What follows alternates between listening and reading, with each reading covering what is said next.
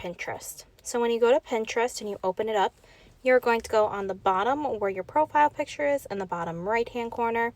Click on there to go to your profile. From there, you are going to click in the upper left hand corner on your profile image again. This will be your account settings. You're going to then go to say account management.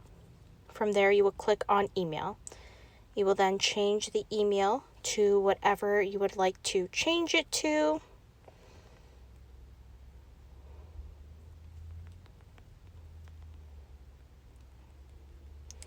So we'll type in an email here that I can change it to.